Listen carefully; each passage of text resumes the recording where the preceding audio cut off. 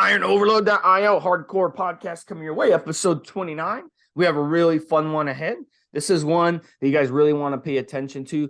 Mobster, especially, he's going to be giving you some really good tips on this one. So today we're going to talk about Weightlifters Guide to Maintenance and Gains.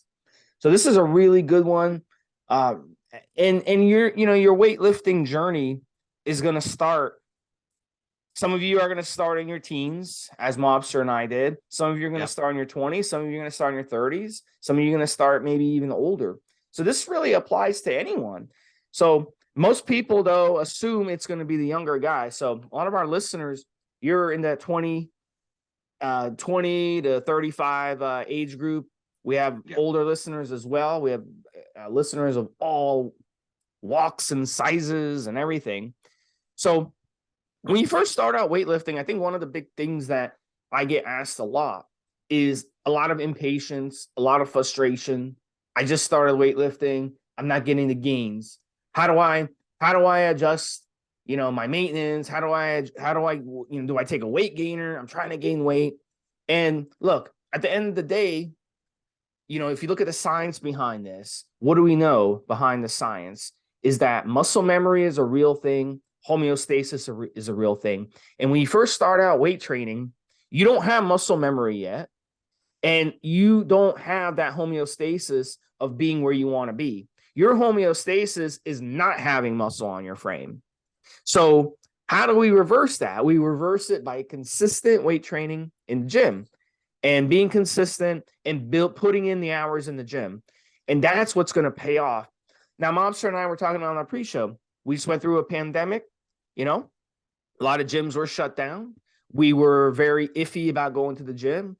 And so we missed a lot of gym time. But what happened when we came back? We magically, because Mobster and I have been weight training for so long that when we came back, it literally took 2 or 3 weeks. Even though we missed months, it took 2 or 3 weeks for our bodies to tap into that muscle memory, to tap into that homeostasis, where we were easily able to come right back like we haven't missed a beat. Now, the first couple of weeks, I was sore.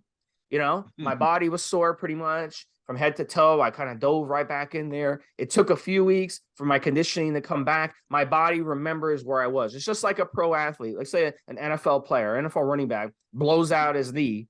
He misses months. He can't even walk. He's on crutches. And then after 4 months, he starts walking again. After 6 months, he's jogging, doing some slow jogging. After 8 months, he's got the pads back on. He's back playing football. After 9 months, he's on the football field running. And it's like he didn't miss a beat. What the hell happened there? Because he'd been playing football since the guy was 5 years old. So even though he missed about 9 months of playing football, he was still able to come back and not miss a beat because he had that muscle memory and he had that homeostasis to that point. But if you're an NFL player and you didn't play growing up and you were one of those players, that maybe you were an immigrant, your family immigrated to the country or something, so you only got like a year in high school to play. And then you didn't get recruited by a college, so you didn't play much in college, and then you only played 1 or 2 years, and then the NFL team drafts you, and now you're going to the NFL, and something like that happens, you're not going to have that muscle memory to tap into. So you could really end your career with a major injury in that situation because you don't have that muscle memory, you don't have that homeostasis. So I hope that makes sense to a lot of you guys out there who are young to weight training, whether you're a teenager in your 20s or in your 40s or 50s, and you're kind of new to this. You really have to build up that muscle memory over time. And once you have that muscle memory, like Mobster and I, we could take a year off of weight training and then come right back, and it would take us a couple weeks. We'd be rusty, but we would get it. We would get back, within like a month, we would be back to where we were before. Maybe not, completely building back our strength, obviously, but we would get back pretty much most of all of our strength like magic. And versus someone who just started weight training with us, who was our same size, they're not going to be as strong as us.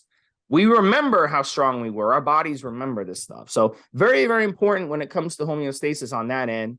And then we'll talk about homeostasis on the other end later on in this podcast. But Mobster, definitely jump in. What are your thoughts on this one? Right. So, I mean, there's one of the things that kind of made this podcast number 29 happened was that we quite often see guys that gain a lot on cycle and then lose a lot the moment they come off a cycle. And the suggestions I'm about to make apply both for whether you're losing your gains because you've had to stop, like Steve says, or whether you are losing your gains when you come off cycle. So there's a bunch of stuff that comes up. Number one and number two are kind of obvious to me, and it's frustrating perhaps for me when I see it, but only because perhaps I've forgotten what it's like to be a new guy. And what seems obvious to me is not always obvious, and it's kind of silly. What ends up happening, Steve, and the guy, I kind of get the logic, but it shouldn't be that way. Is that the guys will gain, for argument's sake, there's a magic number. Let's call it 10 pounds on a cycle, and you and I know, even with the tweaks that I'm about to suggest, you're not going to keep all 10 pounds. It just doesn't happen. Let's say it's a debowl cycle.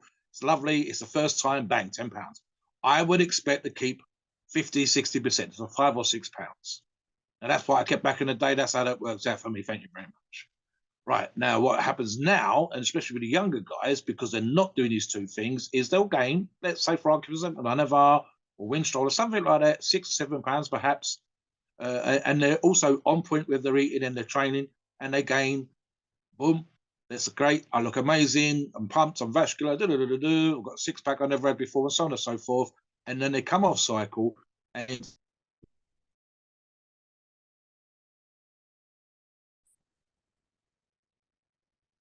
right. So the first thing you need to do, guys, is tweak your calories, tweak your macros. It's quite simple. If, for argument's sake, you went from 160 to 170 pounds on cycle, you cannot go back to eating what you ate, all your macros, carbs, fat, protein, that made you 160. You need to adjust your macros. You need to adjust your calories to support the new tissue. Now, you will, like I said, lose a few pounds. So it might be 160 to 165, 166, but you need to eat for what you weigh. I don't eat when I was 175 pounds. It's kind of obvious. And it seems obvious, but that's what sometimes happens. Guys are on point on cycle with their food, their nutrition, and their training. And then they go back to their old habits and their old diets when they come off cycle after the program. You need to adjust that. That's number one. It's kind of obvious, but it's there, it's out on the table. Number two, training is the same. Let's say, for argument's sake, and I'm going to pick a lift again just because it keeps things nice and simple, that your bench press went up. You did some debowl, you gained your 10 pounds. Your bench press went from, for argument's sake, 100 kilograms, 220 pounds, to 105 kilograms, 231 pounds. Maybe we're lucky, maybe put on some more. What you need to do is, where was you at the beginning of the training program before even the debowl was added in? That is your new reset point. So if, for argument's sake, your base, your starting point at the beginning of the cycle before the debowl came in to aim for the 100 kilos to 220 pounds, 2 plates aside, was 60 kilos, and you worked over the number of weeks training to 100 kilos, 220 pounds, your new reset point, your new starting point off cycle needs to be 65 kilos, and 60 kilos at 132. So your new starting point needs to be 143 pounds. In other words, you cannot go back to where you was before and expect to hold that level of strength that you had at the end of the cycle. It's just not going to happen. It's also a reason why, when we're talking about Weightlifters Guide to Maintenance and Gains, we don't train flat out all year. You will not, for example, come off cycle with 2 plates aside on the bench when perhaps you was only doing 1 3/4, and then stay at 2 plates all year. That just doesn't happen either. No athlete performs, whether they're a golfer or a basketball player, pro ball, soccer, whatever. No one performs flat out at their best all year. You're always going to have an 80 or 90% of your any. This is what happens with soccer teams. This is what happens with pro ball in the States. They don't bring on their stars for every single game because they know that star, that pro, their top player, will not be able to perform at their very best for every single match, for every single game. It's just impossible. And the same thing applies to weightlifting, bodybuilding, whatever else. It's why bodybuilders cycle off. It's why they come off gear in the off season for 2-3 months sometimes. It's why they have a rest. It's why they build up to the Olympics, why they build up to the Arnold, and it's why you should take the same approach. You ease off the gas, but you must make sure that your new starting point is ever so slightly higher than the old starting point. Same applies to calories, same applies to training. One more thing, and this is something that I've seen with regards to as a weightlifter's guide, if you like, specifically, and this comes from the 1,000-pound deadlifter Andy Bolton. and I made a note of this for this show, was never ever do singles in training. If your aim as a weightlifter, especially, never mind a bodybuilder, is to have a fantastic lift at the end of the cycle, so either training or with PEDs, you never max out in training, never. You only ever max out at the end, which is the day of the competition, the day of that big lift. When Andy's case, as back in the day of the 1,000 pounds. He learned very early on that maxing out halfway through the cycle, 3/4 of the way through the cycle, was only done for your ego. It was only done to see where you are. But if the program was solid, if the training was solid, you just maxed out at the end because you did the work. You didn't look for the glory. You didn't look for the ego. What do we mean by maintenance? Because that's part of the topic title here, Steve. It's quite simple, guys. There have been periods where I'm going to be crazy busy at work back in the day, doing a manual job, even busier in recent jobs before I come up to essentially what I'm doing now, which is being retired. And there are certain periods of the year, Christmas is a great example, if you work in stores, you're going to be crazy busy. And the idea you're going to be crazy busy doing 10, 12-hour shifts and weekends and all this other crazy stuff. And I've done all that back in the day, Steve, 3 or 4 weeks without a break, 12-hour days every day, that kind of stuff. You cannot, it's almost impossible. I would say you cannot gain. So maintenance, what does maintenance mean in this example? I mean, I would ease back off, Steve, to about 80% of my regular workout numbers, and I would plug away. I might go from 4 times a week down to 2 times a week, but I would just keep the muscle stimulated. You see this with top pros where they go to the gym and they just go there for a pump. They're literally just trying to keep the muscle they got. They're not trying to add new muscle. They're not trying to put a new separation between the pec and the delt. They're not trying to do any of those things. They're just hanging on to the muscle they've got, not trying to improve, and just literally staying as I am. And in my particular case, and I'm sure Steve was the same, and plenty of other athletes, we go, right, I'm going to be absolutely crazy busy at work or project. If I'm a super duper athlete on the TV, maybe I'm going to be doing a lot of TV work. Maybe I'm going to be doing a lot of personal appearances. There's no damn way I'm going to be benching 500-600 pounds if those are my numbers. So I go to the gym and do 400. You know, and then you tweak these numbers for you. So if you are a young and upcoming bodybuilder, weightlifter, whatever else, you go, right, now, this period of time, crazy busy, I'm at school, I'm at college, I'm trying to get my diploma, I'm trying to get my degree. I'm not going to try and max out on my bench. I'm not going to try and max out with the amount of muscle gains I can have. I'm going to hold on for 2 or 3 months, however long it takes. It was always about a month and a half for me when I was doing those crazy kind of jobs back in the day.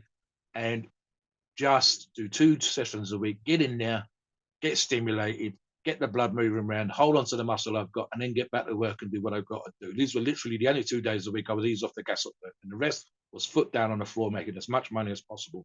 It doesn't matter whether it's that, or decorating your house, or the missus is having a baby, or a degree at university, or any of those things. Maintenance in that situation is keep the diet exactly the same. Change nothing. Just keep the calories and the macros, the protein, the carbs, the fat, dead on the nose. Don't try to sweep them down. So lose weight, try to adjust up to gain weight, and do the same in the gym. Go in at 80%, get your work done, do a solid hour, and then get out of there and get back to the thing that's important right now. Knowing, as Steve said, with the homeostasis, no matter what, even if you lose a few pounds, literally that's all that's going to happen. And it's not, oh my God, I've lost 3 pounds. Oh my God, I've lost 6 pounds. Because it's going to come back double quick. I'll tell one more story, Steve, and I've mentioned this to Steve in the pre-show. I mentioned it on the forums. Back in 2016, I had probably the worst back injury I've had. And it was literally a case of wear and tear for doing crazy stuff in the gym, non-stop, without breaks, and ignoring pains and discomforts and so on. To the point where I was walking around on crutches, I was hanging off the lamppost, people were helping me to the door, this kind of crazy stuff. And 8 weeks laying on the floor and 8 weeks laying in my bed, and everything else that I had to do around the house was just agony, Steve. It took me half an hour to do the washing up because I'd have to lay on the floor, this kind of crazy stuff. So what training did I do? Nothing. I think I did grippers. I'd be laying on 2 folded up duvets and doing grippers just as a way of doing something for myself, probably for my sanity. But in terms of my weight training, there was no gym work. There was no steps. It was steps was getting up and down to go out to the door. If the postman came, that was it. And just agony, stopping in the middle floor for a rest, all this kind of stuff. So I knew that I would lose some muscle, some strength. That's just a given. But it wasn't a problem. And it wasn't a problem with me thinking I was going to be screwed or whatever forever, because I knew from experience, Steve knows from experience, that whatever I lost, and it happened to be about 10 to 15 pounds, I will get back real quick. I did all the physio, I did all the rehab, My diet is less because I'm just not needing to eat as much. I'm not burning any calories. I'm literally laying around the house most of the time. When I go back to the gym, I felt like I could have probably done my rehab.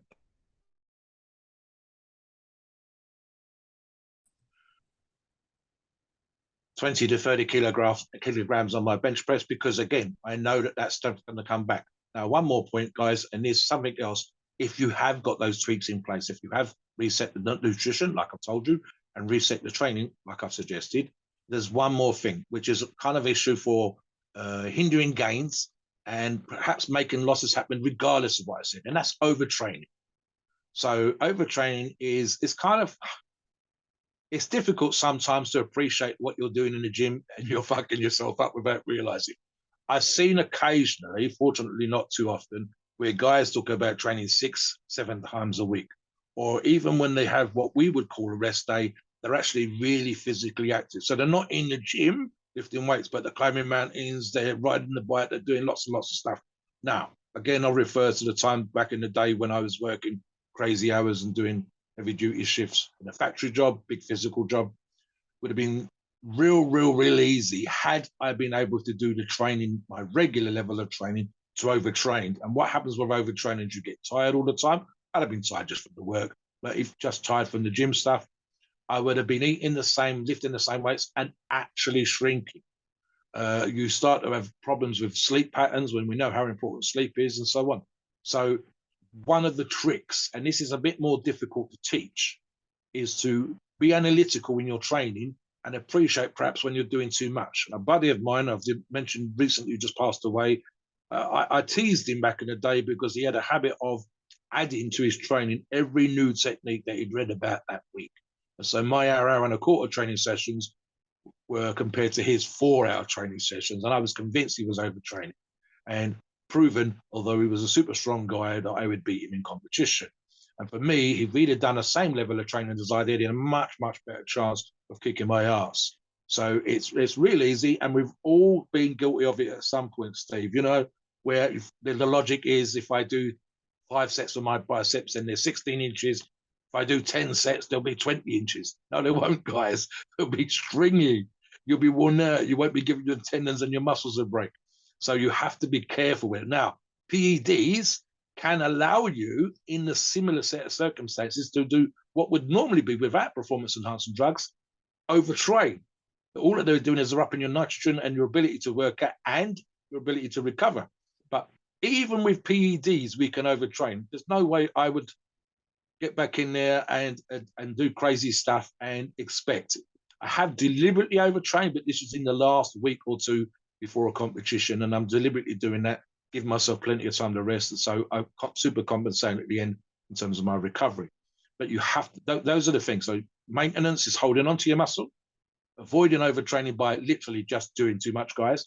You must reset your diet point to accommodate for the new muscle that you gained on, with or without performance-enhancing drugs, a cycle. And the same thing in terms of your training. Do not expect to go back to the same level of food or the same amount of sets and reps and weight on the bar that you did, and hold on to the tissue that you've just added. There's no reason for your body to do it. And this is what Steve kind of means by homeostasis. Your homeostasis is essentially your body saying, this is where I need to be.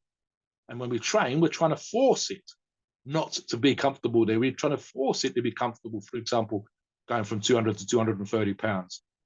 If you don't make it, it won't. And if you're not resetting the diet, there's no nutrition to hold you at that new level. And if you're not resetting the training, there's no training. The sets, the reps, the weights, there's nothing happening. If you did the same thing all the damn time, why would you expect the body to change? You must reset the diet and you must reset the training. I know it's kind of sensible when you think about it, guys, but you cannot do that by just, for example, cruising or doing a sports TRT or whatever you want to call it, and using the drugs specifically to hold on to it, because you should have tweaked the other two first. Steve and I do not cycle all year round. The best of my knowledge, neither Steve nor I are both on TRT, because we're not. And we are definitely 100% bigger and more muscular and stronger and losing more weights than when we started in the gym. 100% has to be. And that's the reason why we're bigger and stronger than when we were back then. I weighed 175 when I was 18. I'm 313 last Friday. That's if I was still doing the same weights as when I was 18 and still eating like when I was 18, I'd be the same size. It's as simple as that. It sounds kind of obvious, but it's one of those sort of things that sometimes we need to tell you about. Used to. So a couple things, when you're using steroids, and Mobster kind of touched on this earlier, but it's very important, especially with a compound like trenbolone, for example. And I use tren because it's an extreme example. When you go on trenbolone, your strength is going to, and even in your mass as well, is going to go sky high. I mean, you're going to be doing more weight than you're ever going to do in your life. You should be setting personal records when you're on tren. So when you come off tren, which you have to come off a tren, you can't just run tren, and just stay on trend forever. Because let's say you did, okay, let's say hypothetically you just decide I'm going to stay on 300 milligrams of trend or 400 milligrams of trend forever, okay, because I don't want to lose my strength. You're not going to just keep getting stronger. What's going to eventually happen is your body is going to get so sick inside that you're pretty much it's going to be counterproductive. You see what I'm saying? So you cannot improve in a linear fashion, no matter how much you want to. So we've seen these guys who suffer from bigorexia in the bodybuilding world on social media. I'll use Rich Piano for example. And I hate doing that because I know that he, was a good guy. I think he was a good guy. And I met him a couple times, and he said some controversial things out of anger and all that stuff. But I think deep down he was a good guy with a temper. But my point is with Rich Piana, he had bigorexia. And in his situation, he could not accept that he could lose even a centimeter of muscle. He couldn't accept that he could use a pound of mass. He couldn't accept that he could lose any strength at the gym. He had to always be improving, always in a linear fashion. So when you do that, and in his situation, just staying on gear year round at dosages that are abusive, your body eventually will shut down and you'll eventually die. And the reason homeostasis even exists, and I talked about homeostasis at the beginning of the podcast, the reason it exists in the first place, Mobster, is to keep us alive. It's a survival mechanism that has to be there. And in nature, there's seasonal cycles. Okay. Fruit, for example, which is what we evolved consuming. We evolved consuming raw fruit, but we did not have access to the same fruits year round. Certain fruits that our ancestors 2 million years ago were eating, they could eat certain fruits this time of year, spring, then in the summer, another type of fruit would be in season, then fall, another type of. So the constant seasonal changes where our ancestors would always let nature dictate. But now we have access to bananas year round. We have access to melons year round. There's all kinds of varieties. Apples, oh my gosh, they make apples in labs now. The varieties of apples that you buy in the supermarket, they make them in labs. They're pest resistant. They have to be shipped thousands of miles. So we have access to the same fruits year round now and the same foods year round now. So it's up to us to cycle. And it's very important to accept that when you use anabolic steroids, you're also getting older. So it's normal to take 2 steps forward, 1 step back, 2 steps forward, 1 step back. And eventually, once you get Mobster's age, Mobster, his strength, he's hit, world records. It is not realistic for him as he gets into the 60s to continue hitting world records. And if he tries to do what he has to do to hit world records, he's just going to end up injured. So homeostasis not only keeps us alive, but it also prevents injury. So it's important when you run trend and then come off trend to accept that you're going to have to do less weight in the gym. You're going to have to, adjust your diet where you're not eating as much because you're not going to be able to hold that mass anymore. It's going to come off and you have to accept it's going to come off. So that's the mind fuck that a lot of people go through when it comes to anabolic steroid use. And it's the mind fuck that we go through because we're used to in our teens, 20s, and halfway through our 30s of knowing nothing but improving. But once you get into your 30s, you start getting injuries, your body gets older, the wear and tear, you start falling off. This is why professional athletes, in most sports, once they get in their mid-30s, they start falling apart. And some of them are able to keep going a little longer because they take really good care of themselves and they're freaks and they have their nutrition and everything on point. but most all will fall off in their 30s. And it's sad. It's sad to see that. And in bodybuilding, we see a trend where guys last into their early 40s if they're really, really good at it. And then they start falling off. But it's sad because you become fans of these people, but you have to accept that they're not going to always be good. But it's a good thing too, because it gives the younger guys an opportunity to come and take their place too. So it's kind of a cycle, you know, it's a cycle that you have to go through. So you really have to accept, my point is you have to accept that homeostasis is there, and muscle memory works in your favor as you get older. Okay. But the wear and tear on the body and homeostasis trying to get you back to where you should be to be healthy is not going to be on your side. So if you force things, you end up injured, sick, or even dead. So Mobster, getting on that a little bit, why don't you give us your final thoughts before you take us in a disclaimer and talk a little bit about your final tips and tricks on this one. Yeah, so one more tip, and you just mentioned it, funny enough, professional athletes, and I remember this, and I've actually said this again on the forums. One of the things you can do, and Steve is quite correct, that I'm 58, I'll be 59 next year, I'm very, very close to 60, about 18 months, something like that, 19, 20 months. Will I be benching crazy weights? Will I be doing crazy things with grip when I'm 60? No. So the trick, when I was pro ball, soccer, a dart player, a snooker player, whatever, is to do something else, Steve. Literally do something else. Do not choose to carry on trying, for example, as I've done the last 3 years, to bench 170 kilograms, 352 pounds. My best back in the day is 418. It's never going to be 418. And in a few years, it'll be 170. Maybe my PB when I'm 60 will be 140 kilos, 308 pounds, 3 places aside. So the trick is to reset. And especially, for example, and I've seen this with other guys that I've competed against, doing something else, taking up another sport, taking up another aspect of the strength game so that you can become good at that, but appreciating that you're never going to be quite as crazy strong as you was. In my case, my absolute best would have been around, I think, my mid-40s.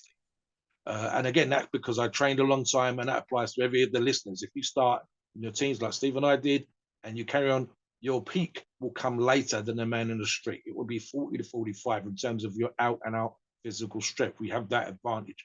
But 60, 59, 58, no. So you choose something else. Like I said, take up arm wrestling, choose a lift you've never done before.